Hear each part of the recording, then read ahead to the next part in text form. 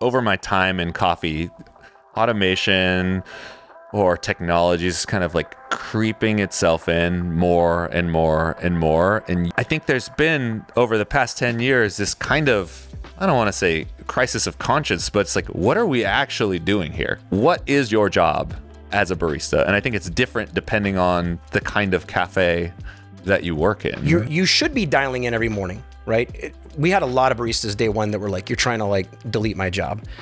I will always argue, grinders can't taste coffee. Done. 100%. Your job is secure. It's not going to know what good tastes like. But basically, you should be dialing in. Then you turn on the sink, and it keeps you dialed in. If you don't want to run the sink, disable it. Turn it off. Dial your shots as you always have all day long.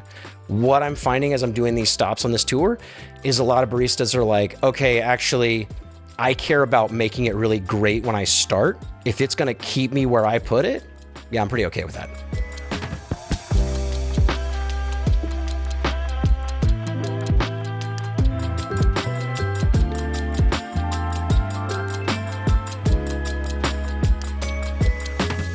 What's up, everybody? We're in Seattle. I'm sitting here with Sam Grant, head of sales for the Americas of Hemro Group. So Hemro Group is, tell me if I got this right, it is the parent company that owns Mahlkönig, or as you say it, Mahlkönig, Ditting, Anthem, and Hey Cafe. That's right. Hey Cafe is the one I'm the least familiar with.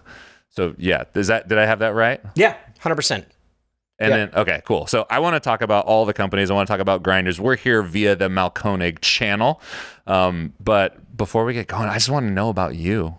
I mean, we were talking yesterday, but how did you get into coffee? I need to know this. Yeah. So I worked in retail forever. And as it turns out, you don't have to work every night and every weekend. I didn't know that yet. So a friend of mine was at a company called Blue Tiger. They do office coffee. Okay. And their claim to fame was they're going to bring like specialty, just like a higher grade, a higher quality to offices.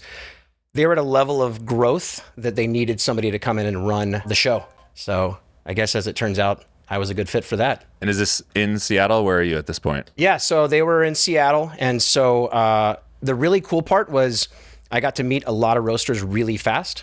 So I got to go in all these roasters and like, it was a crash course. I mean, basically I knew I liked coffee. Into things I knew about coffee. Mm-hmm. And so I would go in and like this person would want to do a cupping, this person would do a tasting, this, that, the other thing. So yeah, it was pretty rad. I got to meet a lot of folks really, really rapidly and just get immersed. What was interesting about it to you? Why did you want to take the job in the first place? So I was like 8 years at Best Buy and it's like consumer electronics. I still love electronics, but it's like a cold industry. Okay. It's just like, does it do the thing? Does it work fast enough? What have you?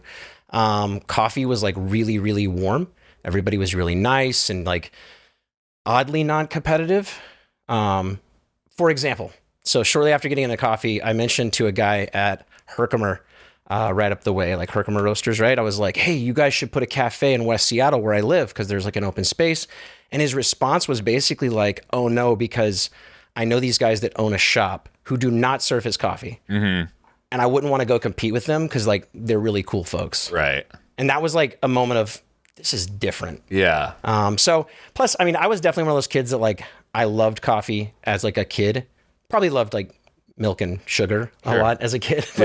But yeah, so just getting into coffee it felt very natural. It felt very exciting to do something I enjoyed. And then what was the day-to-day like at Blue Tiger? Yeah, I mean, basically, we had lots and lots of customers. I mean, in offices, you can have like a really tiny office, 20, 30 people. You could have a giant sprawling campus. So it was just kind of a constant, like, how do we keep the coffee at the core?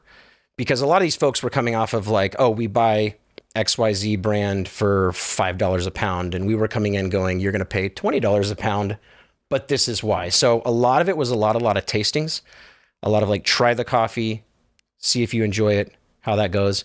And then the basic logistics, installing equipment, servicing the account. By my departure, we got to the point that the shortest way I could say it was, if it's in your home kitchen or cupboard, we were delivering it to someone somewhere. Okay. So it was just consumables by that point. Right. And you were never a barista at this point. You bypassed that channel altogether. Yeah, no. Again, very fortunate in the world of I had such access to roasters. I just went to places like Stumptown. That was one that we would feature. Went in there and I was like, hey, can we just like spend some time talking about coffee, understanding it? They were amazing. They gave me an 8-hour lesson one day, all things coffee.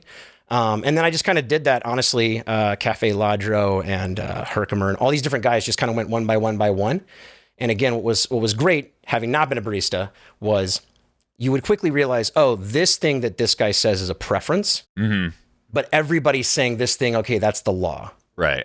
So it was a good crash course of just understanding what affects extraction. If it tastes sour, what do I do? If it tastes too bitter, what do I do? That kind of thing. What year was this about? We discovered we were the same age yesterday, so it'll be fun to piece the timelines together.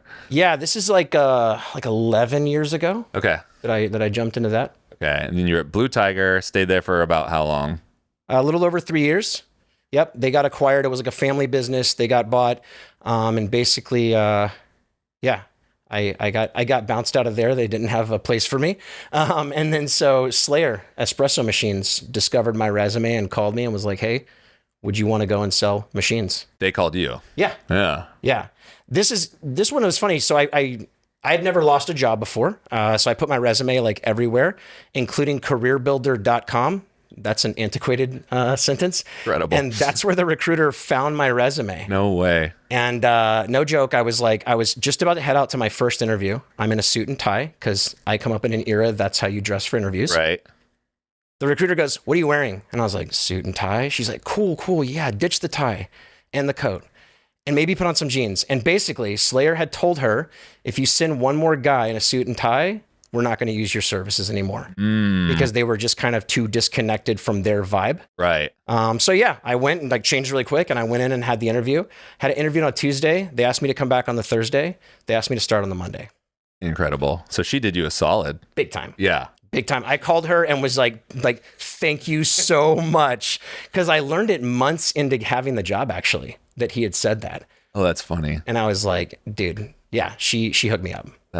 We have one of my business partners, Jared, and I just look like regular people. And then we had started working with our third business partner, Charles, at Verve years ago. So Jared and I were already working there, and Charles has a financial background. He used to work on Wall Street, and he comes into our office, open office floor plan. Everybody looks like us, and he's got his oversized 90s business suit, tie, blazer, the whole kit. And we're like, where did this guy come from? And he was in that same zone. He's like, it's my first day on the job. I got to button it all up. Yeah. It's cute. Yeah. It's awesome. Yeah. So along that same line, in 2020, a guy I worked with at Slayer had come over to Hemro and he was like, hey, they're looking for a guy for the US. Maybe that's me. And so my first interview, I was in a t-shirt. And just out of the gate, I was like, hey, I don't want to be dishonest. I don't want to be misleading. I'm going to wear t-shirts like 99% of the time. Yeah. So I want to just show up the way I'm going to show up each day to work. Respect. And it was great because my boss is the best. And he was just like, dude, we know the vibe with American coffee. You're good. Let's talk about the experience and all the other stuff. That's awesome. Yeah, that's cool. So you got brought on to Slayer, and this is before they released the Steam or... So I started, I will never forget when I started. I started in November of 2017 because 2 weeks into my coming into the company, they were like, hey, we've been acquired. And I'd just come off a company that was acquired. Oh boy. And I was like, oh no. Here goes my job again. Just to fast forward, it turned out great with the Chimbley Group. But day is one, that I who was owns like, Slayer right now? Yeah. Oh, okay, I didn't know that. Yeah, the Chimbley Group came along. And so the Steam had basically just failed. And so we were in the throes of this isn't doing what we want it to do. The very short version is if you ultra heat steam, it will change milk to a incredible degree. The solenoid valves made to like shut off the steam could not handle the temperature. So when you go, I don't want any more steam and turn it off, the door would slowly shut. Mm-hmm. So basically, I start with Slayer. My first 12 months was essentially me apologizing for not bringing to market the thing that we said we were going to bring. It was a humbling experience, but it was great. I mean, I went straight into selling now. Steam X was kind of the second iteration. Okay. And then the original machine, which was like the Slayer Espresso. What's it like coming in? So you're coming from an office coffee background. You're not a barista. You're not necessarily a tech guy. either in terms of like a gearhead, and you've got to connect with all these people around this machine. Like, what was the learning process like? Yeah, tons of questions, a million questions. It's something I've worked in sales most of my career. Yeah. And something I can't stand when sales guys are like, oh, I don't know, I just sell the thing. Like, that's infuriating. And so right away, it's funny, actually, a guy that now works with us over here at Hemro, Nelson, he was the technician at Slayer. And I was just like, hey, like, tell me about the thing. Help me understand the thing. Like, how does this work and why does it work and why do we care? Why does it matter that there's individual boilers? What is that doing? So not ultra techie, but just to kind of just quickly understand. And again, as I went into cafes and stuff, just asking like a lot of questions, I found worked quite nicely. I also worked with maybe the best person in coffee. I'm going to say it, Sarah Dooley. And so Sarah is like an incredible educator. Sarah's great. Dude, the best. So she was very like, hey, this is what this is. This is why it matters. This is why you care. This is how it's impacting and that kind of thing. And so, yeah, spent like 3.5 years there at Slayer, just kind of comprehending what are we running up against? What do people like, dislike, that kind of thing. Again, something that was a little bit of a pet peeve. It was like, people use the machines because they look cool. I was like, that's fine, but it's a tool. Yeah. Right? If it looks cool and doesn't perform, like, how good is it? And so helping people understand, like, look, yes, it has a cool look, but this is what it can do. One of the best ever is I had a roaster that they'd used a competing brand for 2 decades. And I made them their coffee on a Slayer. And one of the founders goes, knowing that it can taste like this, I can't not use the machine. So I was like, oh, heck yeah, dude. That's a pretty sweet sales story. Yeah, that's incredible. Yeah, I'm sure it was because there's really only a few players in that super high-end espresso machine market, I'd say, really. And Slayer at the time was probably the newest of that group. Yeah. Right? Because you've got La Marzocco, which is kind of the giant in the room for Seattle. And then there's Synesso, which is, predated Slayer by like a decent amount, and then Slayer is the newest. And like, it's funny, the machines are beautiful. They are very visually striking, and I can see how it's easy for people to just get caught up on that. They just look super sick on the bar. What was it like talking with, were you mostly talking with business owners or baristas or both? Both. I feel like this is what started to really craft my comprehension of like, whatever the product is, how do I appeal to the person using it and buying it and the person managing the whole process? Right. So yeah, I would go into like baristas. I was like, hey, let's talk about volumetrics. You can do this. You can play it back. You don't have to remember the recipe like till the end of time. To owners, it was like, hey, this is a giant investment. I stole this one from my coworker, Tommy. He would say, this is a cash printing machine. So how much cash do you want to print? And so helping them understand like, look, yes, it is expensive. It is a high-end piece of equipment, but this is what you're investing into. Right? You're not going to take this machine, spend a chunk of money, and throw it in the trash in a few years. You're going to maintain it for decades. And then you're at Slayer for how many years? Right over 3. Right over 3. Yeah. And then what was it like coming out of Slayer? How did that happen? Yeah, so Ross Quayle, he's over in Australia. So he had started working for Hemro, and this is like 2020, right? So my day-to-day, it's fine because I don't work for Slayer anymore, so I can be very honest. My day-to-day while I was getting paid by Slayer is I would go on long walks with my friend because it was COVID and you couldn't do anything. And they can't really get rid of the salespeople, otherwise just close the doors. So from that, we're going like through some different transition and stuff. And frankly, I wanted to grow.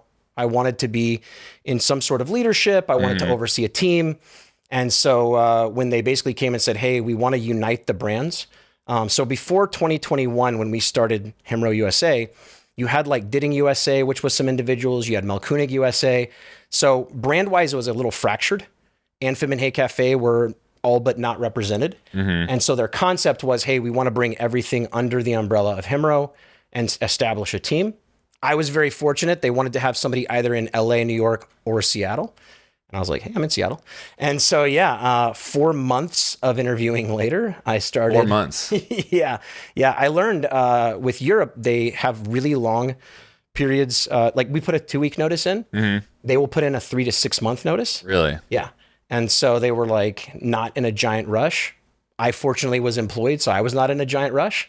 And so, we started interviewing. 4 months on, they were like, great, you're the guy. When can you start? And so in the weirdest of happenstance, my 25 years of marriage is on January 15th. I started Hemro USA January 15th. Incredible.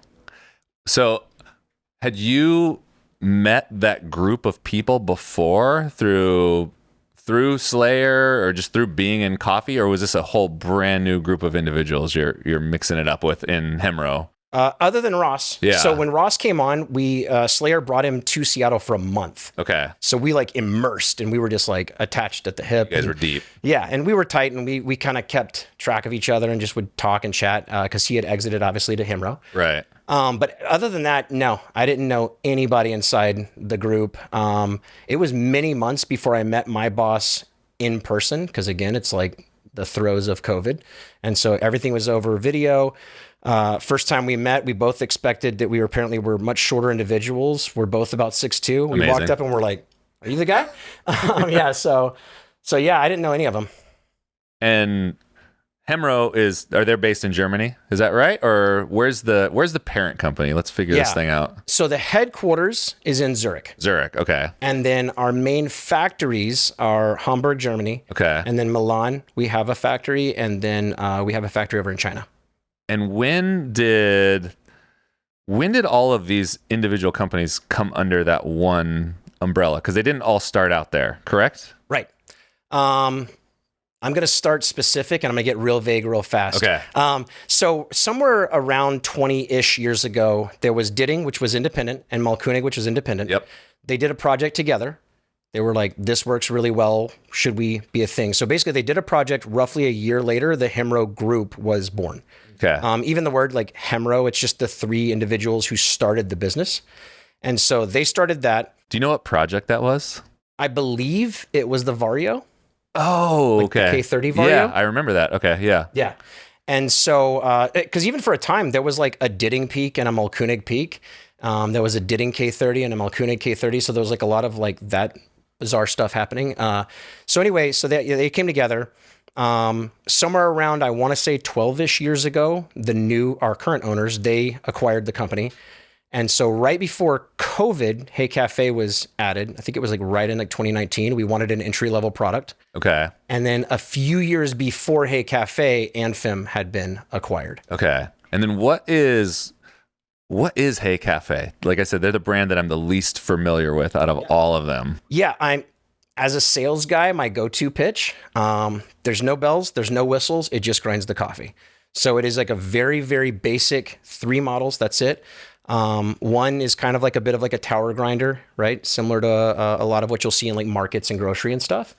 There is an espresso grinder called the Buddy. The Buddy. And again, very similar, like the adjustment is like turning the collar where you're actually kind of screwing it down, right?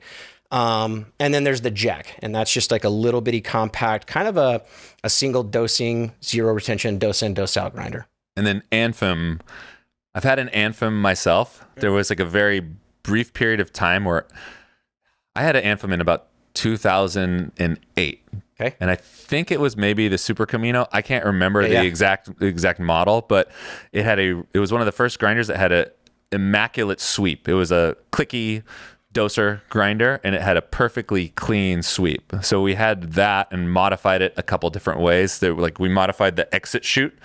So the sweep was clean in the chamber. Yeah. And then we'd put a little like plastic fold that made the coffee drop out just like perfectly flat. And then it was one of the first grinders that I'd seen modified with a timer. So someone had modified one with a little like pentometer where you just twist it.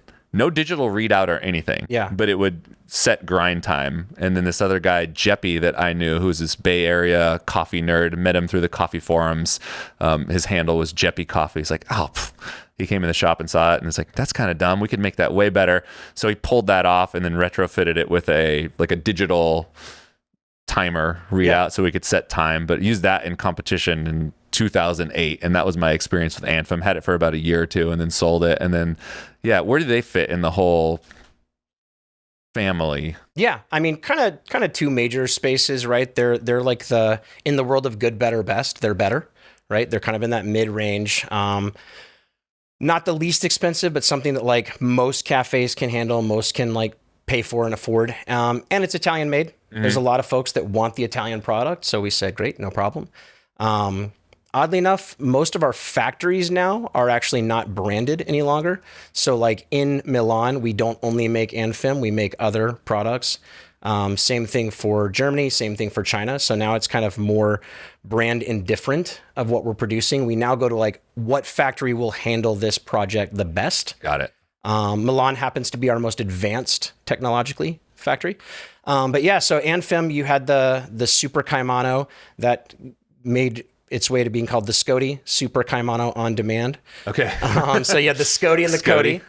And then basically in the last couple of years, yeah, we just kind of like really streamlined it down. We have a 65 millimeter and an 80 millimeter. So the 65 being the Luna, the 80 millimeter being the Alba. Okay. Yeah, I remember. I have so many stories with that little grinder. Yeah. It was one of the first flat burr grinders that people were getting into at the time. Like, so this was 2008.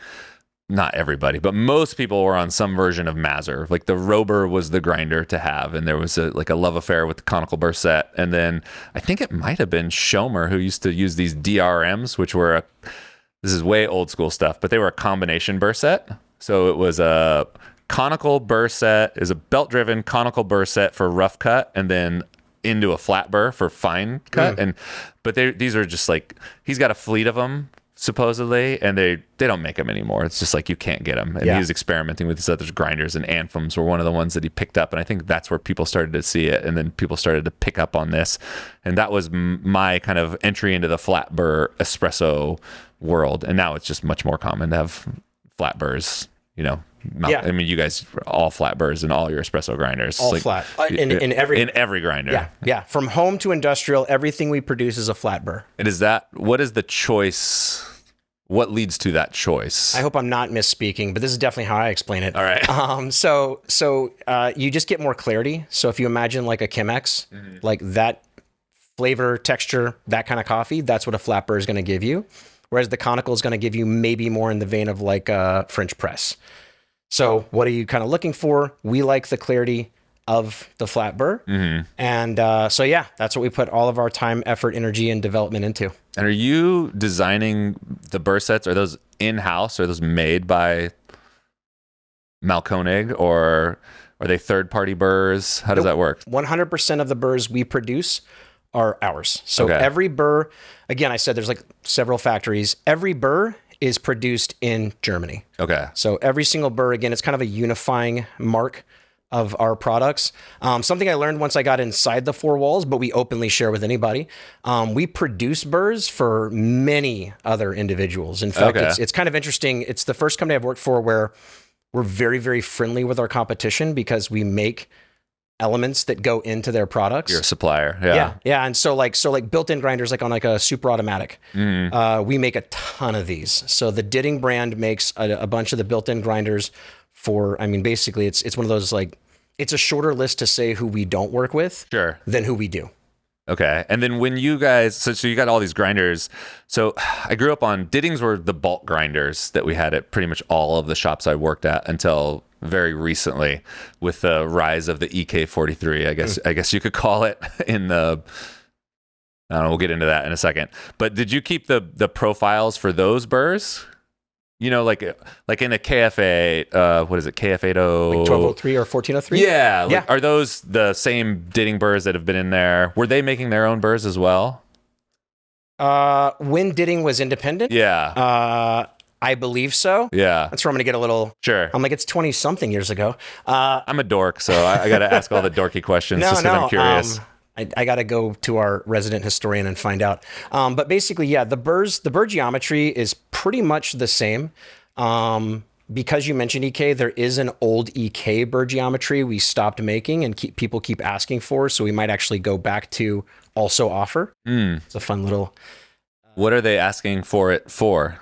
So it was called like the filter burr.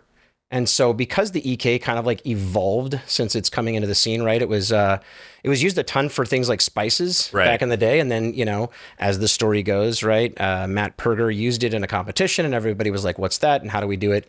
And it's really become much more synonymous with espresso now. Right. But there's a ton of folks who were like, yeah, I get it. But no, I still use it for filter, pour over, what have you. Right. And so there is a slightly different geometry that we once produced, stopped producing, and now we're kind of questioning, do we bring it back? Yeah, it was interesting. There were two people. Perger was one of them. And then do you know who Ben Kaminsky is? I know the name.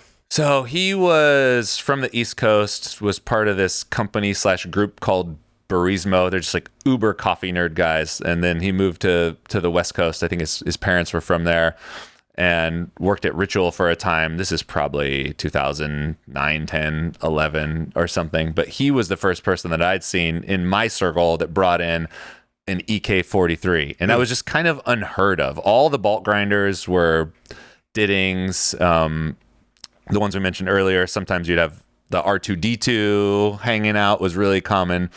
And I remember Hugh brought this in. He's like, we got to use this thing. And everyone said exactly what you said. That's like a peanut grinder. That's like a spice grinder. This is not, nobody uses that for coffee. Yeah. And then within a period of, I don't know, probably 3 years, it was the grinder on everybody's counter. Yeah. Yeah. I mean, I've done so many shows now and so many like events and coffee fests and SCAs and what have you.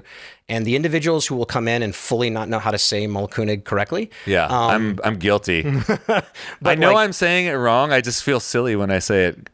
Say it right. You're plenty close enough. The Mahlkönig is the one that I go. Mahlkönig's a good one. What? But what I love is they'll literally be like, oh, if you're serious, and they point at an EK43 and they go, if you're serious, you have that on bar. Yeah. And I'm like, oh, rad. It's like, it's so recognizable now as that's the thing you put when you're legit. Yeah. And it's got its own, it's got a profile to it too. You know, it's got a certain visual aesthetic where most other grinders are kind of boxes. Yeah. Or, I mean, all the Ditting ones are just square. It's hard to identify one version from the other unless you really know what you're doing.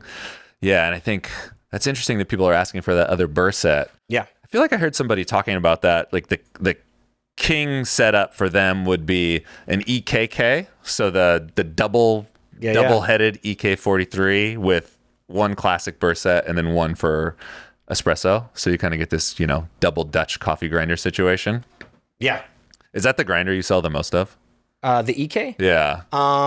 It was for a very long time. Grind by weight. 65 millimeter grind by weight 65. surpassed. Yeah. That's just become the standard. It's become the go-to. When did you guys first release a grind by weight grinder? So for the States, which is what I can keep track of, it was 2021 we really kind of like caught up with production and all that. So it had been released in several other countries because we're a 110 country and different certification things tend to come a little bit after. Mm-hmm. But yeah, so the grind by weight hit like I think late 21, early 22. Again, we're like in COVID, coming out of COVID. I don't remember that exact timeline. Basically, I remember literally calling our production and saying, as many as you can make, I can sell. So please make more. Yeah. So yeah, I mean, when it hit, it was basically, this is the thing we're all going to move to. And what is that? What is the process of getting those out? Is there just a ton of demand from people opening up new stores, or because grinders are expensive, you know, if you have a shop or if you have multiple shops, you know, like if we were going to swap over all of our grinders, it's just like probably like $100,000 worth of grinders altogether. So how are you going about connecting with people who you want to use these and making that attractive, or just having those conversations? A lot of one-to-one, honestly, learning from Slayer. It was interesting when I got to Slayer, there was a bit of like, oh, we haven't had success in this region or that region. And I thought it felt ridiculous. I mean, some of the regions were like LA or Dallas, Texas. And I was like, well, if you can't make it in a big city, like close the doors. What I learned there is you got to go to humans. You just got to go and like personalize the product. So, I mean, honestly, we're in the middle of a tour right now. We're 9 cities into 12 cities with counterculture of like showing the newest, which is our grind by weight with the sync technology. But yeah, I mean, just going and understanding like, what are you running into? What do you like? What do you dislike? I would say predominantly most of the grinders probably are going into new spaces or renovations and that kind of thing. Right. However, we are running into while it is expensive, it's not as expensive as say an espresso machine.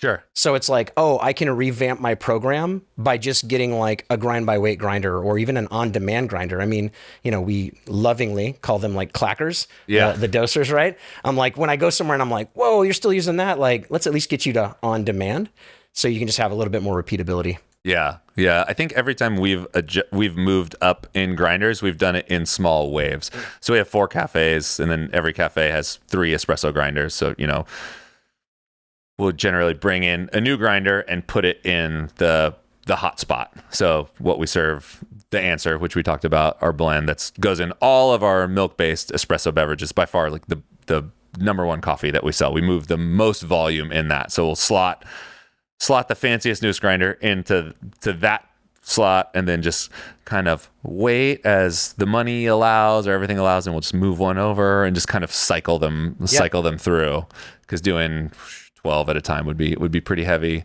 But yeah, I think the weight-based grinding seems to be feels like the easiest thing to sell, in terms of it's just so convenient for getting people up to speed in training. It just like cuts that time a lot. Yeah. A lot. Yeah, I would say it's very easy now. There's other grind by weight out there, and the weight is not the accuracy level that people want. So sometimes kind of coming after something like that, or they've had another brand and it was like, oh, but it would vary by like grams, right? I want 18 grams in, and I got 19 and a half or something. That's wild. Yeah. So with the grind by weight, maybe a lesser known thing, we actually developed it for quite a number of years before we released it, simply because we wanted it as accurate as possible. So our margin of error is 0.1, 0.2 maybe grams of like you could be off, right? So I want 18, I get 18.2. And so that was kind of like the big get. So once people saw that and they understood that, then it was like, okay, I can trust it. It's going to give me what I want. That's when we saw like the tidal wave of people adopting. And is the accuracy the same on both like the 65 and 80 millimeter burst set grinders? Yeah. Yeah. Yeah. If anything, honestly, now that we've released the sync capability with the grind by weight, I think they actually got even more accurate. And so the load cell or the scale, right? Every scale on the face of the earth should be calibrated from time to time. Mm-hmm. With the newest software, you can actually calibrate the load cell or scale using your portafilter, which is the best. Because the number of people that would question, so wait, I need a 1 kilogram weight, but you're not going to give me that, or you're not going to sell me that. I just have to find it. Now you can just weigh your portafilter. Oh, it's 583.6. You can plug that into the load cell calibration. That's your, okay. That's pretty cool. Yeah. Because the grinders come with those weights, but they immediately get thrown away. We don't do the weights. Oh, really? Yeah. And I thought they did. No, we get asked a lot because it's like, why don't you do this? So 2 reasons. 1, where do you put 2.2 pounds in a box that it's still a balanced box? 2, how do I convince all my dealers to pay for 2.2 extra pounds of shipping times the thousands of grinders they're going to buy each year? Interesting. Lastly, and this is the biggest one, if we say it is 1 kilo, we have to pay to certify that we have tested that it's 1 kilo. Okay. And so we looked into, I actually have one. I didn't steal. I took it. I took it from Germany. They sanctioned my taking. I saw one over there. Yeah. Yeah. So I have one of the official ones. It has like a bronze, like kind of like brass outside. Okay. If we sold those, they would be about $150. Really? Yeah. Where do we get our calibration weights from? Amazon. Yeah, that's what those little stainless steel ones over there. We also got on Amazon. Okay. Interesting. So yeah, so we never included the weight. We just said, hey, you will need this weight. You're going to want to calibrate. Now that you can use, and it actually says this on the grinder when you're doing the calibration, so you don't have to retain it. Anything between 400 and 1100 grams you can use. Now it actually has a reminder. So it'll actually say like, hey, do you want to recalibrate? Time to calibrate. Yeah. That's pretty cool. That statement got me thinking about preventative maintenance and how that works. Yeah. Is that a challenge? How do I phrase this question? So maybe less so with grinders, but espresso machine world, I know just from nobody does PM. Yeah. Like it's just a thing that doesn't get done. And the list of things that's going on in a cafe, it always gets kicked down to the bottom of the barrel. Do you see that in the grinder world? Is it a problem with warranties? How do you get people to want to care about that, et cetera? Yeah, I mean, most of our preventative maintenance is literally clean the grinder. When I was working with Slayer, it was brutal. I mean, because the amount of just clean it every day, and do all these extra things. It was really, really tough. What I've landed on is very simple. I was out in New York at an account and I said, hey, are you cleaning the grinder? Because I noticed the issues they were having. I knew they weren't cleaning it. And the guy's like, I have to clean it every day. He was getting a little salty with me. And so while we were chatting, I just took a little cup and I just was catching all the stuff that I was cleaning off the chute, cleaning off the burrs. And then I said, hey, will you just top this off to like a dose for espresso and pull me a shot? And he gave me a look like, that's gross. Yeah. And then he gave me the look of, oh, I get what you're doing. I got you. Yeah. I had a really great one. I was just on one of the stops of the Sync tour. I was in DC and these guys came in and they were like, yeah, the grinder was really great, but now it's shooting off to one side. And I was like, the second he said it, I was like, dude, it's not clean. I said, you got to clean it. In fact, I would love it if you cleaned it every single day, did a deep cleaning once a week. And he was like looking very put out. I just said, hey man, do you serve food? Yeah, we serve like the best food. He went on his whole menu. I was like, that's awesome. I go, so like, how long does it take for the food to rot off the dishes before you just like scrape them and like put more food on them?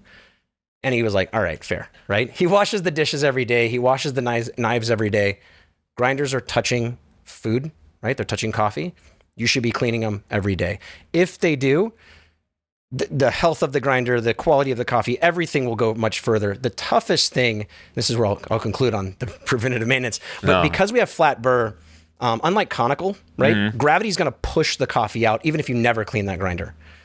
Ours, it has to basically like sling the coffee, it out. Right? Yeah. And so if it gets gummed up, it's just going to be much more of a problem. So again, what we run into with people that have had conical is, well, I never had to clean this grinder.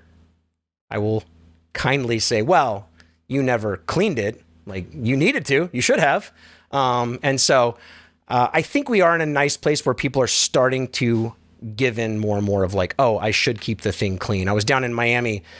It's so hot, so humid. Every person was like, of course I clean this stuff every single day. Because if they don't, it's just going to be just stuck and won't gummy. function. Yeah. Yeah. What do you recommend for daily cleaning and weekly cleaning? Yeah. So Ernex, right? They make the grinds with a Z, the grinds tablets.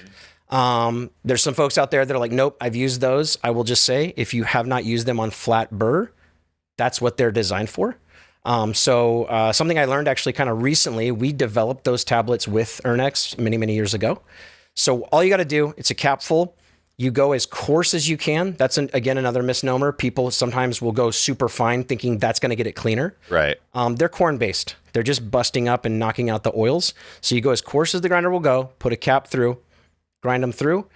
That's daily.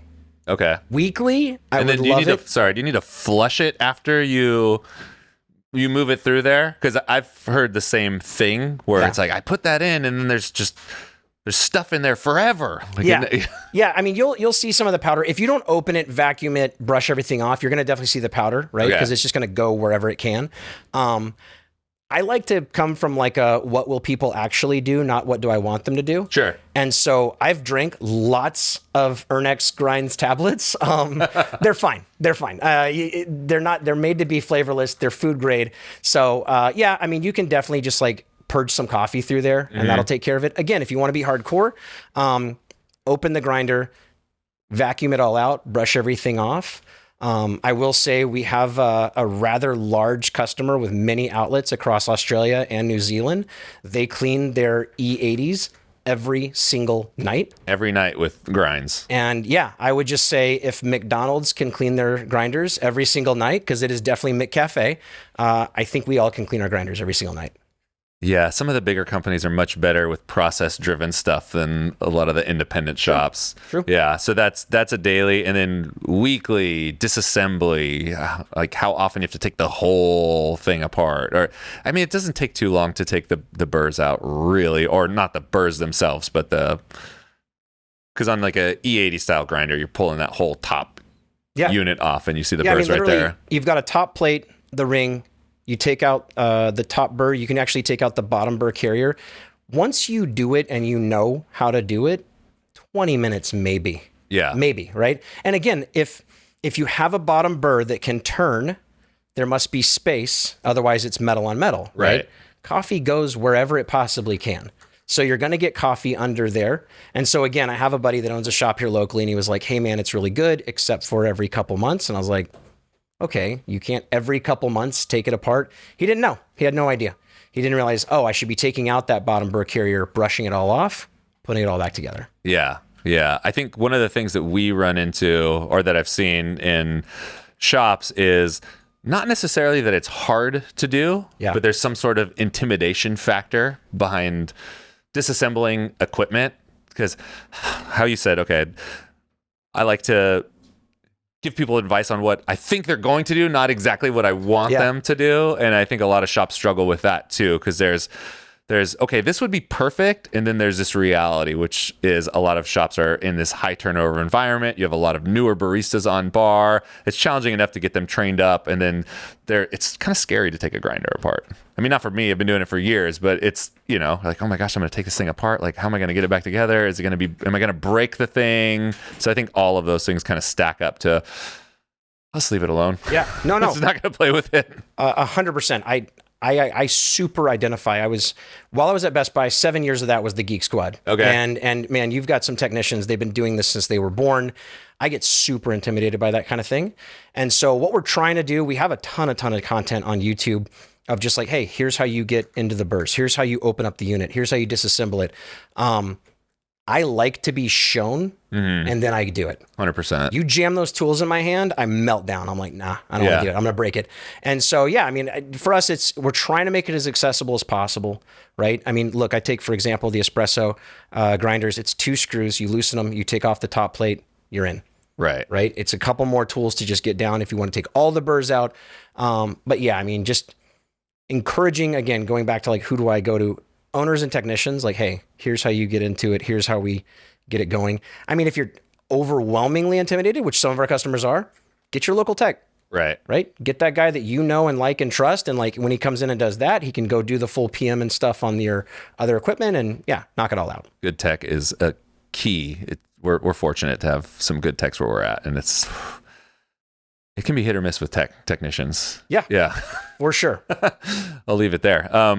So the grind by weight, 65 millimeter, that's what you sell the most of by far, you're saying. And then talk about grind by sink. So like we were talking about, I saw you do that grind by sink demo. It's probably 2 years ago now. Yeah. I imagine. And that was the first time I'd seen that. So you've got a grinder that is also a weight-based grinder, but it interfaces with certain La Marzocco machines and can essentially adjust the grind for you.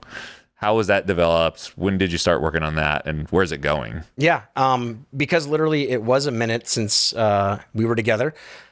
Now it is on our grind by time as well. So now you have syncing capability on the grind by times and the grind by weights. Oh, you can sync on the grind by time. Yeah. Okay. Our entire espresso lineup has the sync capability. So basically it communicates current state with La Marzocco and San Remo. We are actually, and I don't think it's a secret because again, you can literally go in the menu and see Simonelli is now listed. So we're trying to get it to actually interface with more and more and more machines. Okay. Truth be told, right now, 80% roughly are not being used in a sync capability at all. And so basically people are buying them to future-proof themselves. Right. I want the grind by weight. I know I want what it does. And so even with that, maybe I'll touch on it in a second, but there's even some things that if you're never going to sync it, I would recommend, not even as a sales guy, but like as the accuracy of the grind adjustment, because the motor is there, it can move by 1 micron, the distance of the burrs. No human hand can do that. But basically, so the sync is very simply, it is communicating to whichever brand of machine, and the machine is saying, hey, I wanted that shot. Sorry. The machine is saying the shot came in 26 seconds. That's as basic as it is. It goes to the grinder, and the grinder says, oh, I wanted the shot in 26. Don't make adjustment or make maybe a micro adjustment. It's a 5-shot average. That one I have to stress because sometimes you hit the mark and then it still makes a little adjustment. Interesting. Okay. And so it's always taking the latest 5 shots. So when the new one comes in, it drops the oldest shot, brings in the 5 average. And so it makes these little micro adjustments to basically keep you dialed in. That's kind of interesting. So that prevents it from making an adjustment on a fluke shot. Right. Yeah. That's one of the things that we tell baristas when we're training them. New baristas, you're getting in there. You're dialed in. You're close to your baseline. If you see something go wrong, don't adjust anything. Like make another shot. Absolutely. Make another shot. Double check everything. Make sure your dose is right. Make sure your tamp is consistent, accurate. All of those things. because a million things can throw off that shot, and you don't want to make an adjustment on it's. You got this false positive essentially, and then you can end up chasing your tail, and that's a complete nightmare. 100%. Yeah. When it is going, that's my number one. I go, just pull more shots. The more data, the more information, the more it learns, the more accurate it's going to become. Anything under 10 seconds, it just fully disregards. That's a mistake. Yeah. If you cut the shot short, it disregards. Okay. So if you don't let it run through, whether it's volumetric or it's a ABR machine, right? If you don't let it run through the whole thing, it's going to just go ahead and say, oh, that must have been a problem or a fluke. But again, our official message, and then I'll tell you what I say. Our official message is you should be dialing in every morning, right? We had a lot of baristas day one that were like, you're trying to like delete my job. I will always argue grinders can't taste coffee. Done. 100%. Your job is secure. It's not going to know what good tastes like. But basically you should be dialing in, then you turn on the sink and it keeps you dialed in. The reason I say what I say is like, I'm like, look, people are going to just basically dump in coffee and turn on the sink and they're going to let it dial it in. I've done this at several stops now. The fastest it dialed in was 4 shots. The longest it took was 8. So I would even argue if you let it dial you in, it might be as good as you. So when you're letting it dial in, you're setting a parameter, i.e., I want this much volume over time. Are you telling it that, or it just 100%? Right. Yeah. So I'll go with like the gram by weight. Yeah. I go in the recipe. I'm going to say I want 18 grams of coffee. Yep. As an illustrative speech, I go, okay, 18. That's a rock in the stream. It's not moving. Yep. Right. On my La Marzocco, I want 36 grams out. Yep. That's not moving. Yep. What can move? Time. Right. And so you will tell it, I want, when I do a synced shot, because again, you even assign like what button it's going to pay attention to. Therein, it disregards all the other buttons. Okay. And so when you press a double shot, I want 26 seconds. If you are plus minus 2 seconds, it's going to make some really, really small adjustments just to try and hone you in. If you're greater than the 2 second kind of margin of error, it's going to make bigger swings to really bring you into that parameter. Okay. So what I'm talking about is literally, I will start it and not even set it to what I think it's going to end at, right? So I go like 150 micron, even though I think it's going to be much higher. Okay. And so I would just dump in the coffee just to see what I got. It'll jump way up to like 350, as high as it can go. It'll drop all the way down to like 70. But again, within that 4, maximum 8, 10 shots, it dials in. Interesting. Yeah. Did you have a lot of that feedback in the beginning of, like you're saying, baristas like, you're here to take my job. Like, how do you maneuver through that? Totally. I literally used puck press as an example. There was a local roaster. They went and got a puck press. And every barista was like, I don't want to use that. And he's awesome. And he was like, oh, you don't have to use it. Within 2 weeks, every single barista used it because they realized like, this is a step that I don't know that I super care about, that I need to be like, I'm crafting a thing, right? Again, if you want to self-tamp, go nuts. Basically for me, I'm like, look, if you don't want to run the sink, disable it. Turn it off. Dial your shots as you always have all day long, right? And so, for the baristas, I'm showing them you can make a super accurate burr adjustment. That to me is massive.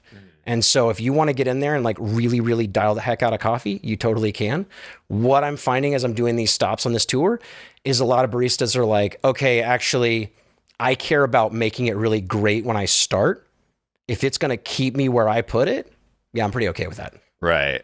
Yeah. It's really interesting because over my time in coffee, automation or technology is kind of like creeping itself in more and more and more. And usually it's met with some sort of grumpiness. And I've definitely been a source of that grumpiness. Yeah. Like, why do I want that? Like, I mean, when we started making coffee, we were dialing in espresso.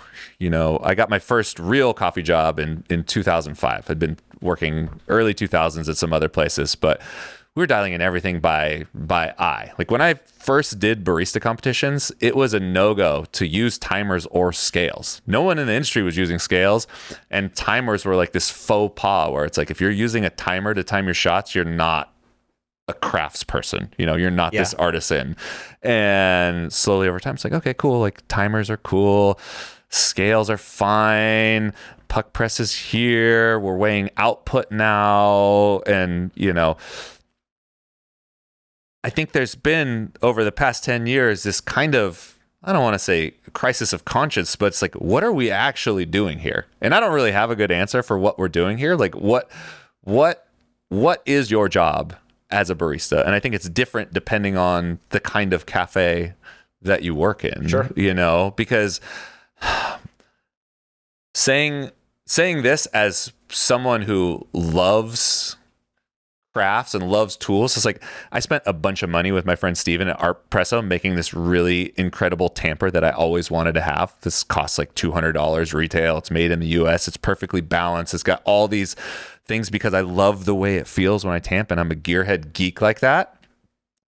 That's where I come from. Yeah. But also, if you dissect what's happening when you're making espresso, it really doesn't have to be that complicated, right? We're taking a certain amount of coffee, putting it in this portafilter, squishing it a little bit, and running a certain amount of water over it at a certain amount of time. Like, there isn't really a reason that a super automatic machine is not going to be developed that can do all that. Sure. Because it's not incredibly complicated. Yeah. Like the magic behind it is, well, it's twofold. One, there's what do you want to do and what do you want people to see when they come in your shop? Because that matters, because some people do have this affiliation with someone is making this by hand, therefore it is better. Yeah. And whether or not I can taste the difference doesn't even matter, because I enjoy the story of this person made everything by hand.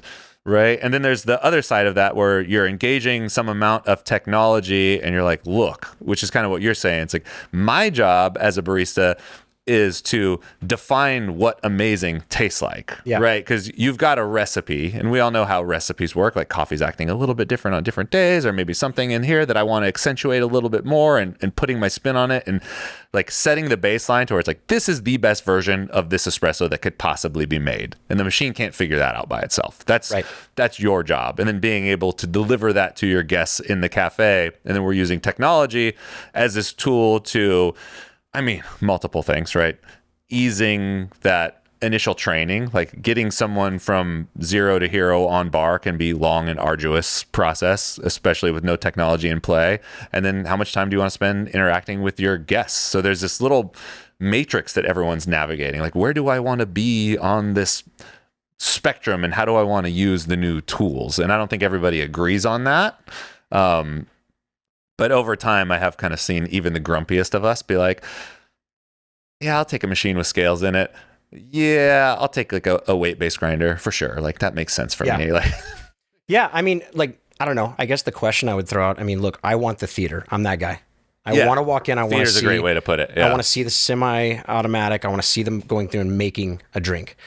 But like, if push comes to shove, if you could have like a really rad person, they're just like, they engage with their customer. Like, man, when that guy's working, I'm going there, right?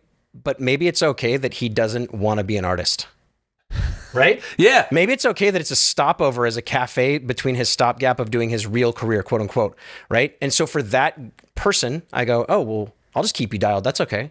Yeah. Yeah. I don't think there's a good or right answer. I went to this bar in Reno, Death and Taxes, really awesome cocktail bar. And I was looking at their menu, and they have their normal cocktails, and then they have this menu that's their baller menu where they have really fancy cocktails, you know, things that they've created that are high dollar, great spirits. And I'm just immediately gravitate towards that. And I was like, oh, I want to try this. There's one that's a riff on a Manhattan. So I order that. And the bartender's like, yeah, awesome. Gets out a cup, pulls out this cocktail that was already batch made, pours it in the glass, garnishes it, and gives it to me. And it was fucking delicious. And I was bummed because I wanted to see the theater of the whole thing. Like, I wanted to see someone build it and just experience that. And it's this interesting thing where it's like, this is perfectly delicious. And I wish I would have had something else. And with coffee, I see it from both angles, because with coffee, I'm not just a consumer. You know, we run shops, so I see the value of getting people trained up as quickly as possible. And it's not even just getting them trained up as quickly as possible. Being behind the bar in a coffee shop when you're new is a very intimidating place to be. It kind of sucks to be new at a coffee shop because you've got a bunch of regulars, a crew, like there's a system that works and you know that you're the new person there. Yeah. And everybody can tell, and guests have preferences. It's like, I like it just this way. And that's awesome. That's what we can do for them. So you kind of stick out like a sore thumb until you get trained up to where you need to be. So I see the value in not just getting them trained up faster, but just making them feel more confident when they're behind bar. Like one less thing to worry about, so you don't have to feel like the new person for so long. So yeah, I don't know where I'm going with that. I just think there's this huge choose your own adventure book with technology that's happening in the industry right now. No, and for sure. There's a lot of avenues to go down. To steal where, I don't know, this is where you were going, but like that person, right? What a kindness you can give them by going, hey, don't worry about the shot times, because if it's off, it's going to correct and it's going to bring itself back in line. Right? Right. Like to me, that's kind of a rad thing. For that ultra artisanal, I'm the driver. Dude, turn all the stuff off. Run that sucker manual, pull shots manually. Like, I love it. I had an experience at a Cherry Street Cafe years ago, and truthfully, any of these drinks that they made and threw away, I would have drank and I probably would have loved. And they pull the shots, and I'm standing there waiting, and they like dumped them, and I was like, okay. And they re-pulled it. Well, knowing now what I know, they were waiting because they wanted to get it just right, and it wasn't pulling just right. Right. Dude, I love that woman. She's awesome. Like she's just like burning shots left and right, and pulled like one of the best lattes I've ever had. Was it actually amazing? I don't know. Maybe it's because I saw her like going through and like quality controlling that it even enhanced it in my own mind, right? For the record, I think it was an amazing latte. But, but then again, for that individual who's like, hey, I got 1,000 things, even that skilled individual, right? I come in the morning, I dial in, I don't want to mess with that thing again. I'm going to enable the syncing.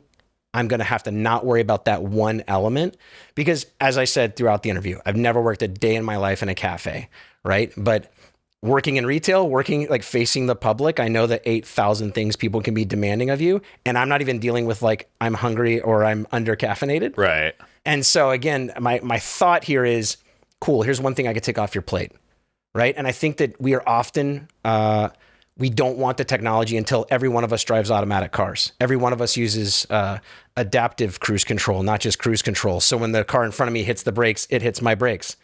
Do I feel like I'm not driving my car? Personally, I'm stoked I didn't ram into that guy. Right? So yeah, so that's kind of the argument maybe again for where we're going. Yeah, everyone's gonna have to pick. It's. I love old funky cars, and they're not the fastest. They don't handle the best, but they feel a certain way, and that's cool for me. Yeah. You know, that's what I like, but I'm not claiming it's better than anything else. Totally. You know, it's just this is what I'm enjoying right now. I love stick shift. Yeah. It feels so cool. It took me 1,000 years to learn.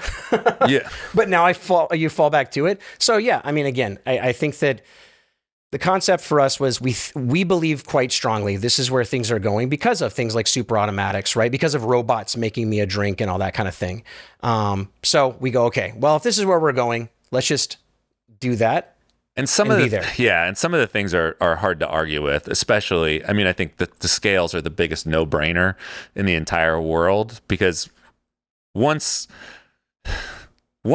external scales were integrated, that was a workflow disaster from the barista's perspective. Because in the old days, you're just doing everything by sight and feel. It's like we're dosing. Even when we had the old school doser list, we go doser list, grind by time, which isn't super accurate, or you've got this clicky paddle thing, and you're doing some sort of stock plus thing, or manual redistribution, and part of that redistribution is you're feeling how much coffee is in there, and you're using that to set your dose. And it's not as accurate on the whole. Like you can get really accurate with it.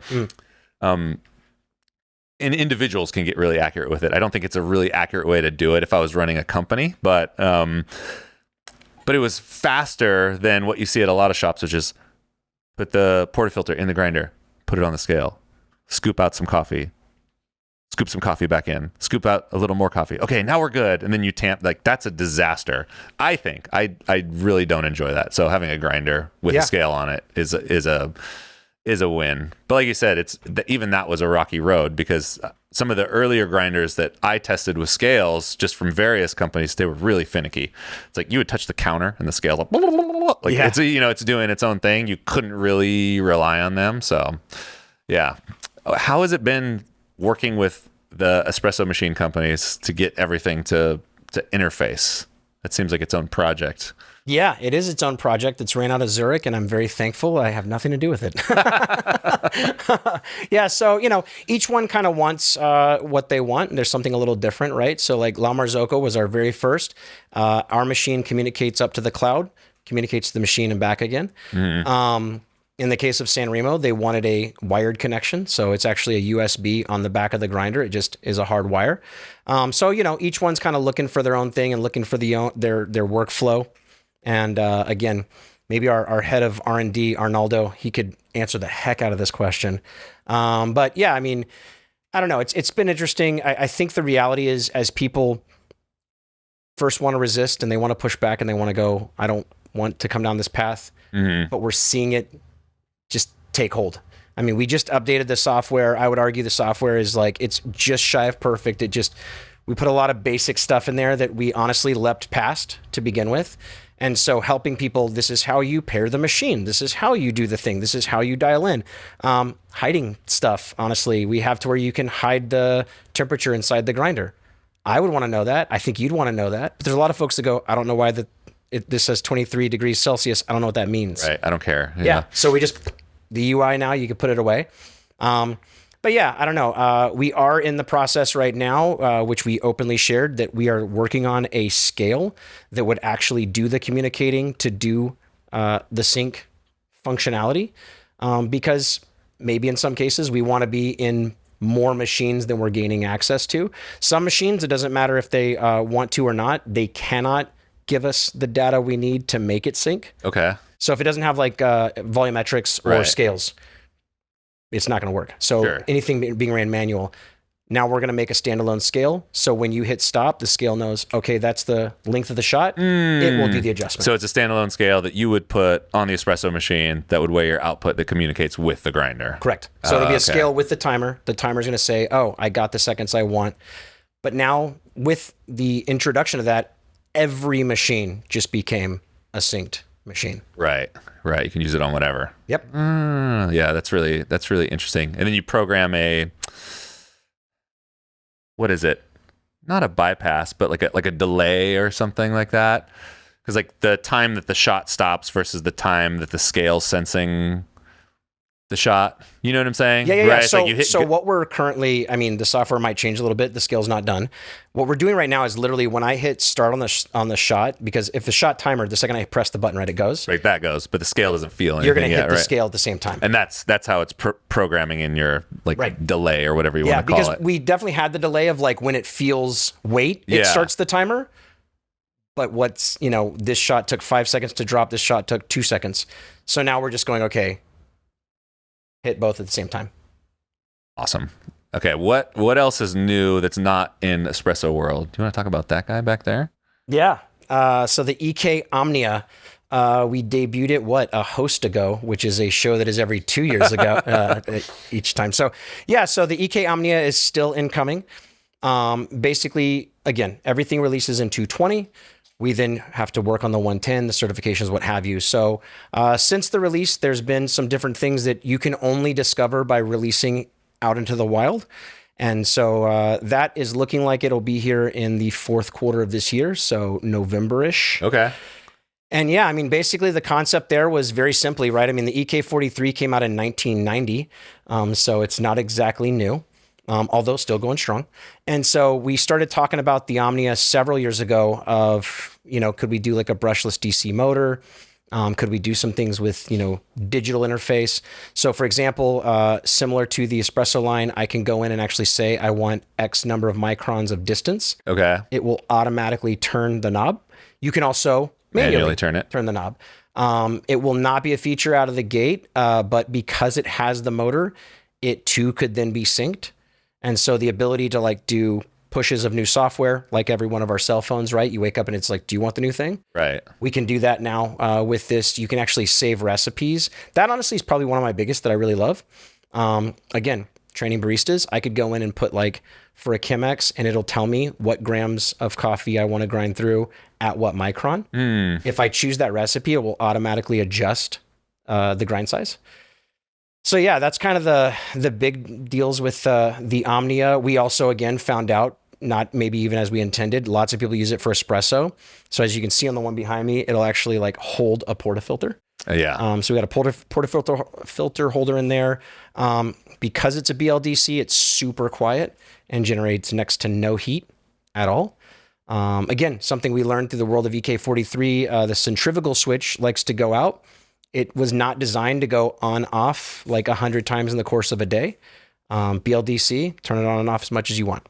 And is the burst set the same, or what burst set's in the It's Omnia? identical. Identical 98 burst set. millimeter. It's the exact same burr geometry as the EK.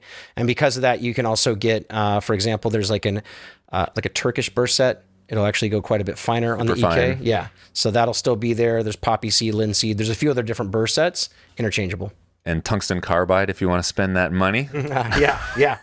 What is it? It's like 1 grade below diamond. Yeah. Do people buy those quite a bit, or what's the Not quite a story bit. with that? No. It's really something for more the industrial side of our grinding, where it's like, hey, do you want a burr that's going to do just like tons upon tons of coffee? That's kind of the reality of that. Most customers come back and say no. The really cool thing I do like, and hopefully I can geek out a little bit here, how we produce burrs, it's very simply 2 ways. If we call it like special steel, hardened steel, what have you, imagine just a rod of steel we've chopped into pucks. Okay. And then we carve in the burr geometry. Got it. Right? You then have cast steel, which is 100% of what goes in every EK and will go in the Omnia. So as is the name, it is actually a cast burr, still finished off on it like a CNC lathe. And so every one of our burrs gets bead blasted and water blasted. So we are like pre-seasoning the burrs. Okay. You shouldn't burn through a bunch of coffee on Mahlkönig burrs. And frankly, for that matter, on Hemro burrs. So any burr we produce, bead blasted, water blasted. So no break-in necessary? Should not have to break them in. Okay. No. And so basically what we discovered now, I don't believe we knew this going in, so I'm just going to say that. But basically with cast steel, because of how the casting works, you get a little bit, just the tiniest amount. If we were holding 2 burrs, the non-cast are very shiny and the cast have more of a matte look. Okay. Because of this, there's basically like little tiny divots. As the coffee is grinding, it rolls each particle. So if you imagine on the non-cast, you're going to have like plates and sticks and some spheres and what have you. On the cast steel, you are rolling every single particle, regardless of the size. If water hits a sphere, it's always equal in how it's extracting. What we found is we've actually done taste testing with cast steel and non-cast, and people have said this tastes sweeter. In our ditting line, we literally have cast steel in the unit called a lab sweet grinder. That's where the name came from, because the coffee is actually sweeter. And so again, that's where the cast steel, to me, is a big game changer. And that's what we're only going to have in the EK. You can actually, on the 80 millimeter, the E80, you can get cast steel burrs. It's what we actually put stock standard in the Peak. Okay. And then some of the espresso grinders are using is it like a billet, I guess, or the ones that are chopped and milled, the non-cast? How many of your grinders are using the non-cast stuff? Out of the box, that's what is in an E80, E65, okay. All of Anfem, Hey Cafe, ditting, with the exception, again, of the Lab Suite. Got it. You guys have any other projects in the work that you're able to talk about? We just released a new home grinder. Several years ago, actually, right after I came on in 2021, we came out with the X54. Mm-hmm. So basically like a tiny E65. So what we found was with the X54, a lot of people were doing single dosing. It is not really designed at all to do single dosing. So we just released a 64 millimeter home grinder. It's literally called X64SD single dose. Single dose. And so that's our first single dose entry officially, again, for home.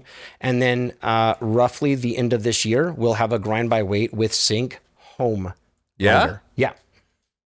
With the scale. Or is it just going to interface with the...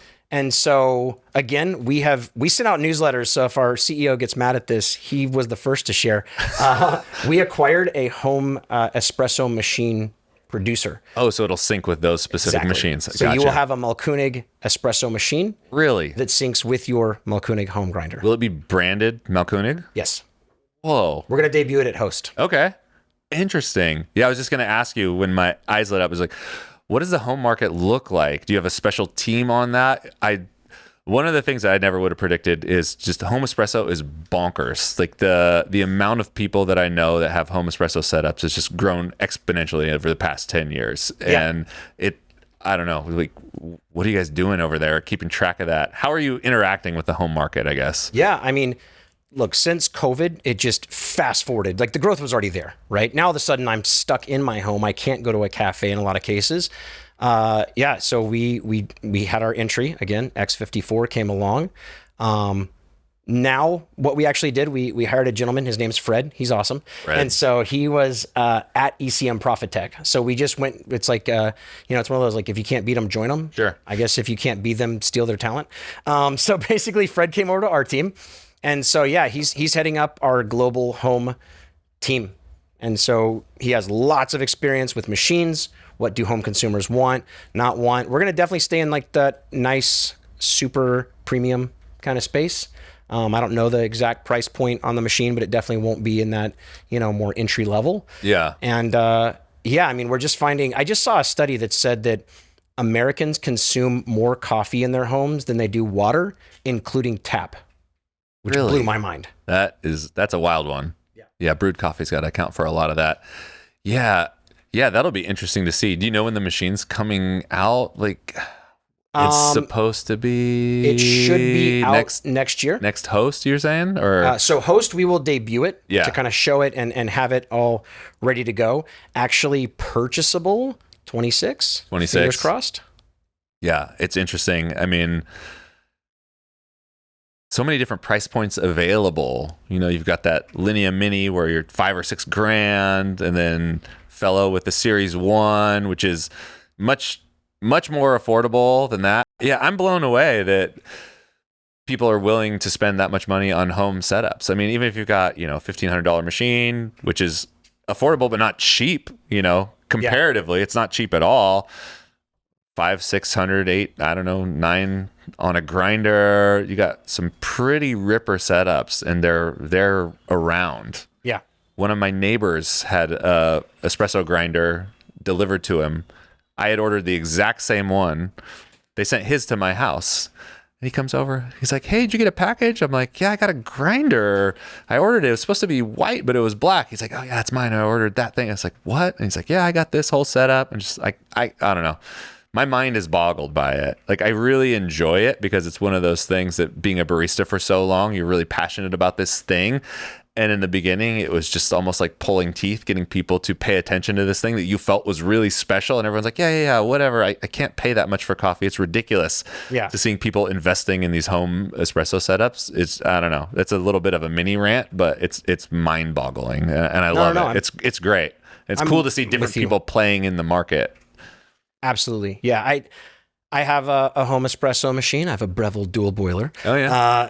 Because I'm definitely the guy that's like, I'm not going to drop thousands. Personally, I'm just not going to do it. I'll get all the other stuff and then it becomes thousands. That's how I like to roll. Yeah. But yeah, I don't know, man. I love the ritual of it. I think that's maybe part of it. I think people like I get up, I have all the distribution stuff that I probably don't actually need, but I like it.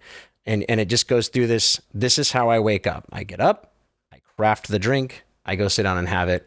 And I think more and more folks are wanting to do that. And I think that maybe even just appliances in general in our homes, right? Like air fryers became such a thing, which I think is hilarious personally because they're convection ovens. Sure. Those have been around a long time. That's pretty funny. Yeah. But like, I think that we're getting more and more. When I started at Best Buy many, many years ago, they said that the kitchen is the heart of the home. And I'm like, yeah, all of us hang out, right? We hang out in the kitchen and we make stuff and we craft the drink or the food or whatever. And so I think all the more it's become kind of like, that's where you want your gear. Yeah. That's where you want the hot rod. We're not hanging out in the garage anymore. We're in the kitchen. Yeah, that makes sense. Yeah, it's almost like it's just a flex. It's a kitchen flex. Big time. Oh yeah, what do you got? What do you got? Oh, you got one of that. Oh, dude, I need to get one of those. Yeah. Yeah, that's fun. I'm trying to think, is there anything else you want to talk about that I haven't asked you about? That is a daunting question. I know, right? I just leveled you with that one. Not really, honestly. I mean, again, I love where we're at. I love where it's going. I love, like, not just the equipment, but coffee, the whole industry. I think it's super exciting. I mean, again, we have our thoughts on, it's going to become a bit more automated, but how do we still not alienate the person who wants to be artisanal? Right? How do you bring that person along for the journey? I think we're getting it. I think we're doing it. But yeah, man, I think that, again, meeting people where they are, I would argue a lot of times we want people to be who we want them to be. I think it's okay if you're like a college student who doesn't super care about what you do for money. I don't mean you do a bad job. I want to be very clear on that. I think you should always do a good job. But like, I worked at Hot Topic in the mall when I was a kid. Like, I don't care about most of those products anymore, right? And so if that person is going to feel more comfortable, if that person's going to be able to make a better drink also, because look, the cafes I love that I want to be around for years to come, I don't want somebody to go in there, get a bad drink because they got the guy that wasn't paying attention during training, and they go, oh, that's a trash coffee. I'm never going to come back here again. Right. That to me is like a giant bummer, Yeah. right? How many amazing places have we watched close down? And maybe a little bit of it was that. The chef didn't care as much. The bartender didn't care as much. And I mean, your craft cocktail thing, right? I'm with you. I want to see Tom Cruise from Cocktail, 100%. But I mean, I get why they're doing it, right? Because if you can just grab and stick it into a glass and it's repeatable, a lot of folks are going to come back because they're going to go, yeah, they didn't do all the pomp and ceremony, but the drinks are legit. Yeah. Yeah. I think that's part of it. I mean, I hope one of the things that we are really passionate about is because a lot of our workforce they're college students. So we've got some people who have been with us for years, people have been with us for 6, 7, 8 years, almost the whole time that we've been open. And then there's a certain percentage of our workforce that turns over and over. And there's a few things going that we're working on to make those people take the culture that we've created, carry it, and bring it to our guests in a way that resonates with them. And I would love to have people behind the bar who feel empowered and confident. And I would also love to have people behind the bar know what their interaction with those guests mean, because, we spend so much time at the coffee shop interacting with our baristas. These are people that we see every day. These people shape our lives in really incredible ways. So it's like allowing them to do what they do at a high level, but also letting them know that it's like, it doesn't have to feel like you're just chilling at Hot Topic in the mall. Like my first job was in the mall. I worked at McDonald's in the mall. And, the only reason I worked at that job is because I need a job. Like my parents told me I needed a job and I needed to make some money, and that was it. So I was making $5.75 working in the mall, and I didn't know what it meant. Like I don't think anybody cared. I could disappear tomorrow and nobody would miss me. And something we're trying to do is just let people know what their work means to people. And it's just so much more fun and entertaining and enjoyable to go into places interact with people that care. Yeah. So 100%. I mean, look, in Germany, they have a saying that I love, and it's like, the fish stinks from the head down. And their point is like, leadership sets a tone, good or bad, right? I don't super well know you, right? But you're in it. Like I can tell, like within 5 minutes, I'm like, oh, this guy's in it. Like there's like a passion, there's a drive, there's a push, something I will throw to everybody, literally when I'm interviewing, there's 2 sentences. Don't ever say them or we can't work together. That's not my job, right? I want a CEO who will like sweep up. I want like a CFO who will like take out the trash, right? If it benefits the people, it's your job. The other one, which I love because honestly, I feel like a lot of our competition feels this way, is I shouldn't have to do that. And my point being is, could Hemro, as a Zurich-based, European predominantly producing, product, they could have been like, oh, I shouldn't have to put a team in the United States, right? But they did it. Who cares? Who cares what you should or shouldn't have to do? Right. If the outcome is great, you should do it. Or, I mean, you could say that almost about any kind of technology that you're developing. I shouldn't have to put a scale on a grinder. I shouldn't have to make it talk to the espresso machine. People should just figure this out. Yeah. The further we get down the rabbit hole of business, the more I realize I don't know. Like I have an idea of what I want us to do, but the plan that we're creating might work, might not. We need to be really resilient. We need to be able to do a little bit of improv. We need to be able to make stuff up on the fly. And there isn't any of that. I don't know. This wasn't part of the plan. Like, I can't deal. Like, that just gets you nowhere. You know, that just, you're done at that point. You're just in the dust. You're a company that used to be, you know, you're just lost to time. And that is, I'm very, not afraid of that, but I don't want to end up like that. Absolutely. Yeah. I mean, Simon Sinek has that like pretty famous TED talk now, but he basically says like, surround yourself with people who believe what you believe. Mm-hmm. Right? Yeah, it's the golden circle, start with why TED talk. Absolutely. Yeah. Right. Yeah. And I love it. I'm obsessed with it. Right. Because it's like, if everybody believes in your cafe that the customer matters and they should feel welcome and whatever, all the nonsense that's going to happen, right? From a bad drink to the food thing, or you broke a dish or whatever happens next, they're just going to jump in a different way. Mm-hmm. And I mean, frankly, I would say I think that your fears are unfounded because they're going to keep evolving, right? They're going to keep changing. They're going to go, oh, I have to do that because it helps the customer. It benefits the bottom line. If we're being very honest, right? It's going to grow the company so I can have a future here and have a career, you know? And so, yeah, I mean, I don't know. I love anything. I love anywhere that is pushing that forward. Yeah. I don't have excitement to go work somewhere where I'm going to be a cog, where I'm going to be a number. I mean, I've literally worked for companies where I was literally a number. I had a number. They're all burned in my mind, right? I know my employee number. I'm not an employee number here. I'm Sam, which is kind of nice and refreshing. And so, you know, whatever we can do together, Mahlkönig to the side, each of us, to bring folks along and be like, okay, well, like, what do you care about though? Like, what's the passion? What's the drive? What do you want to do? That's super exciting. Yeah, that TED talk that you mentioned, that was one of the first things that we saw that really spoke words to some of the things that we were feeling. And I mean, if you haven't seen it, you should go watch it. It's incredible, and it can take your job from, you know, I make coffee. What do you do? I make coffee.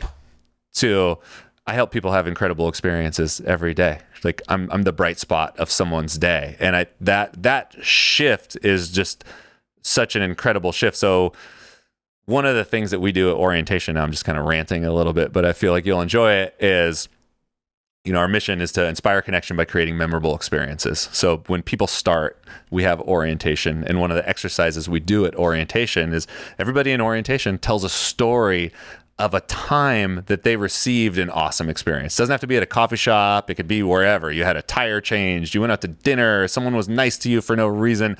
You know, people are telling stories of like, I got injured and like these people I barely knew, like sent stuff to the hospital for me. You know, you get people telling these incredible stories about times when people went above and beyond for them and how it made them feel. Yeah. And then we just turn the tables on it and say, it's like, okay, cool. We all know how that feels. And it's important to remember that, because that's how you have the opportunity to make people feel every day. And that's what your job is here. Your job is not to simply make espresso. Yes, we love our coffee. We want it to taste a certain way.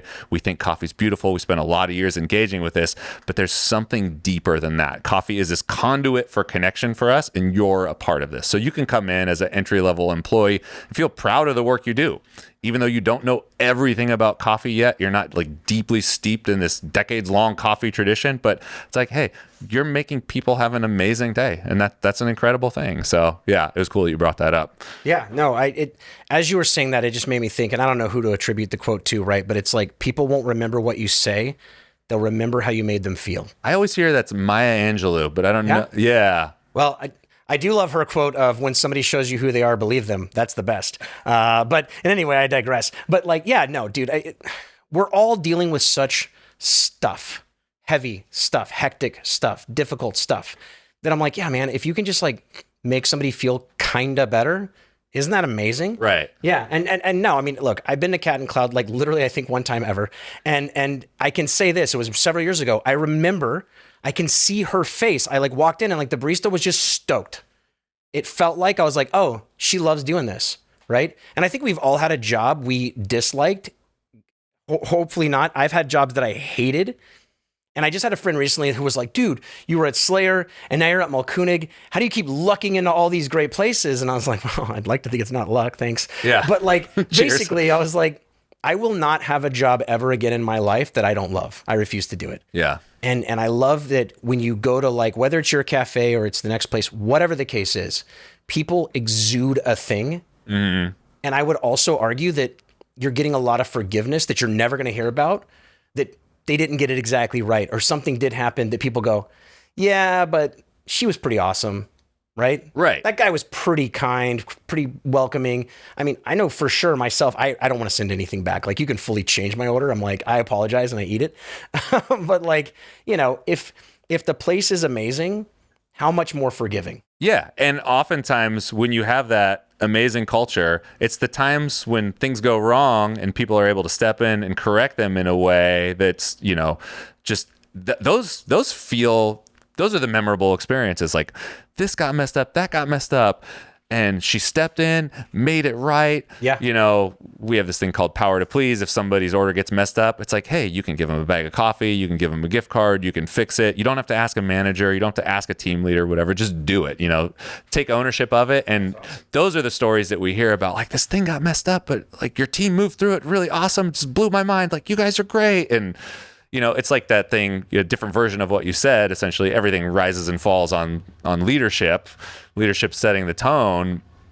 That's another, hopefully, it's another impact that we hope to have, because just like there is this trope of, you know, the surly barista that doesn't care, that's grumpy, there's also this trope of the grumpy business owner. It's like, I don't know why I need to care. Being in business is so hard. These kids don't do blah, blah, blah. And we're just like, dude, shut the fuck up. It's just like, yeah, the work's hard. Yes, Yeah. There's some stresses for sure. It's not the easiest path you could choose, but you're on it already. Like, you're doing the work. Like, you can create a place that's maybe not perfect, but as good as you possibly can. Like, you can have the hard work that you're putting into it generate something awesome, and there can be more of these businesses that care, because that's what I want to go to. I want to spend my money with people that give a damn. Yeah. You know, and you can help create that to the best of your ability. So let's go. Yeah, 100%. You just reminded me, I will keep this very brief. There's a cafe down in LA called Dinosaur Coffee. Yeah, been there. I love that freaking place. I could not ever put my finger on why. I just was like, this is awesome. So our product manager here was like, hey, that woman, she sold Dinosaur Coffee, the founder, she started a new place up in Montrose. I think it's called How's It Going to End? It's something like that. And so I go to this cafe, which I will not make the story longer, but you talked about a flex earlier. She didn't rebrand the cafe. It looks like it's a cleaner's. It's the biggest flex I've ever seen. Anyway, I go in, I introduce myself. I work for Mahlkönig, and right away she was like, basically, why are you doing more automation? She didn't love like the grind by weight. She stopped what she was doing. She came out, she had a coffee with me, and we started having this whole conversation. And I was like, well, you know, with turnover of baristas and it's tough. And she goes, no, it's not. 8 years at Dinosaur Coffee, I had like the same folks, everybody hung around. And I was like, well, yeah, because you. Right? Because I was like, I just met you, and 0% because I worked for Mahlkönig. I don't think she would have cared about that. I was talking about Dinosaur. I was talking about how much I love the cafe, and I came out of my way to see this cafe. And I was like, dude, you stopped your day to come have a coffee with me. Who does that? Yeah. And like 2 seconds later, she's telling me where I got to go down the way to this Swedish bakery. There's this cake down here. You got to have this cake. I went and had the cake. I was like, I have to do the thing. And so my point is, I mean, again, that woman's phenomenal. Mm-hmm. She's not dealing with turnover. She's not dealing with stuff because something in her DNA, she's decided, I'm going to make this place better. Right. I'm going to make it more welcoming. I'm going to make it whatever. And again, literally when I was trying to find it, I drove past it because it's up off street level. So I couldn't see that it was a cafe. And I was like, clearly it's not the dry cleaners right there. So if you find yourself in Montrose and you see a dry cleaner, go in there and get some really good coffee. That's so cool. I'd always think it was cool to have a coffee shop in an old laundry spot. That's so sick. They always have a bunch of windows. Good. Yeah. Anyway. It's a beautiful cafe. Killer. Man, dude, thank you so much for chatting with us. This is awesome. We're in the office, by the way. So everyone in here has been really hospitable and just welcoming. We're bugging people while they're doing their work and they're just thrilled by it, right? Thanks for having us, though. For real. Appreciate the chat. This is great. Thanks for stopping in so much. Hey, everyone. That's the podcast for the week. Thanks so much for listening. If you heard something that inspired you Or if you heard something that gave you more questions than answers, send us an email to podcast@catandcloud.com. And if you're looking to know more about us, then head to our website at catandcloud.com, where you can find everything we have to offer. A great place to start would be The Answer, our house coffee that's right for any occasion. Or the Best Friends Blend, a coffee that tastes just as good as the good it does by donating $1 per pound back to our partnering producers. Also, if you're feeling extra friendly, connect with us in the usual places, like YouTube, Instagram, pretty much everywhere that's hip. All right, that's it. Thanks for being awesome, everyone, and we'll be back next week.